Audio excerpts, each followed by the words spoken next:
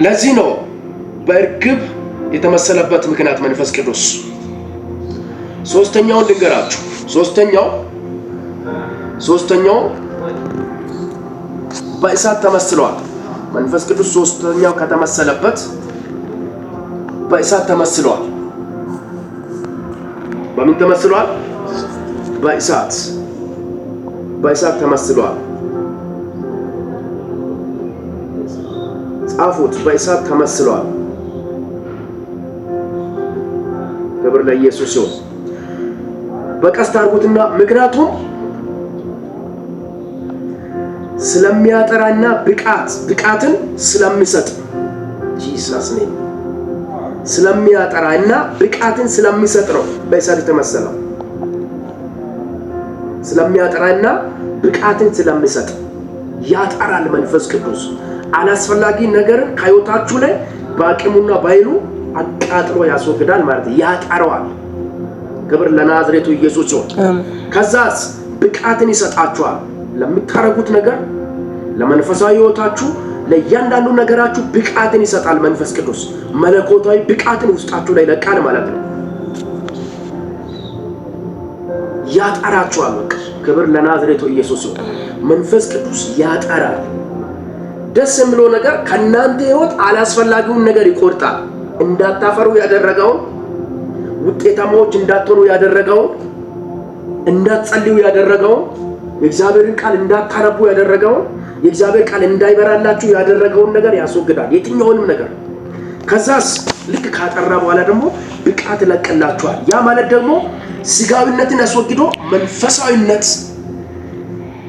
ስጋዊነትን አስወግዶ መንፈሳዊነትን ስለሚተካ ነው በእሳት የተመሰለው። ስጋዊነትን ያስወግዳል። ስጋን አላልኩም። ስጋማ ያው ለብሰናል። ስጋዊነት ማለት ከእግዚአብሔር ሐሳብና ዕውቀት ውጪ የሆነውን ነገር በተሳሳተ ናውሌጅ በተሳሳተ ዕውቀት ውስጥ ከምትኖሩበት ቆርጦ ያስወግድና የሚቆርጦ ደግሞ በእግዚአብሔር ቃል ነው። ቃሉ ኢየሱስ ስለሆነ በቃሉ አማካኝነት ይቆርጣል። ልክ ቃል ሲሰሚ ቁጭ ብለሽ ስትማሪ በቃሉ አማካኝነት ቆርጦ ያስወግዳል። አለመቻልን ይቆርጣል። ኢየሱስ ጌታ። ስለራስሽ ያለውን ሮንግ አቲቲዩድ፣ ስለራሳችሁ ያለውን የተሳሳተውን ዕውቀት ከናንተ ውስጥ ቆርጦ ያስወግዳል። ጭቃ ነኝ እስቲ አንቺ ጭቃ አይደለሽም፣ እግዚአብሔር ልጅ ነሽ ይላል። ኃጢአተኛ ነኝ እስቲ ኖ ኢየሱስ እኮ ለአንቺ ኃጢአት ዋጋ ከፍሏል፣ አሁን ጸድቀሻል ብሎ እውነትን ይገልጣል ማለት ነው። ክብር ለናዝሬቱ ኢየሱስ። መንፈስ ቅዱስ በሕይወታችሁ ትልቅ ሚና ነው የሚጫወተው። በእሳት ተመስለዋል። በእሳት የተመሰለበት ምክንያቱም ምን ስለሚያደርግ ነው? ስለሚያጠራና ብቃትን ስለሚሰጥ። ያ ማለት ስጋዊነትን አስወግዶ መንፈሳዊነትን ስለሚተካ ነው።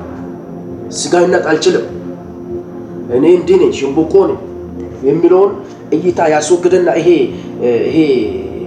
ጽድቅ የመርገም ጨርቅ ነው የምትይውን ያስወግድና እሱን ቀይሮ አሁን ጽድቅሽ ክርስቶስ ነው፣ የመርገም ጨርቅ ጽድቅ የለሽም ብሎ ያስተምርሻል ማለት ነው። ክብር ለናዝሬቱ ኢየሱስ። መንፈስ ቅዱስ ኢየሱስ የሰራውን ስራ ይገልጥልናል፣ ኢየሱስን ይገልጥልናል።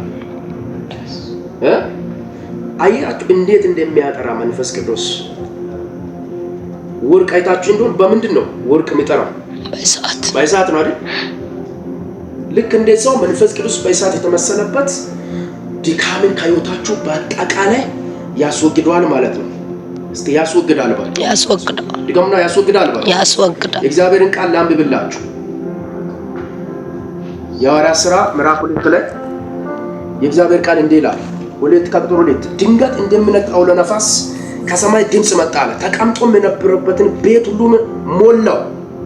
እንደ እሳትም የተከፋፈሉ ልሳኖች ታዩአቸው። እንደምን እንደ እሳት የተከፋፈሉ ልሳኖች ታዩአቸው፣ በእያንዳንዳቸውም ላይ ተቀመጡባቸው። እንደምን እንደ እሳት የተከፋፈሉ ምኖች ልሳኖች፣ እንደ እሳት። ምክንያቱም ቀጣይ ሚሽን አላቸው እነኚህ ሰዎች። ሰው መጥራት ነበረባቸው። ብቃትን ለመቀበል መጥራት ነበረባቸው።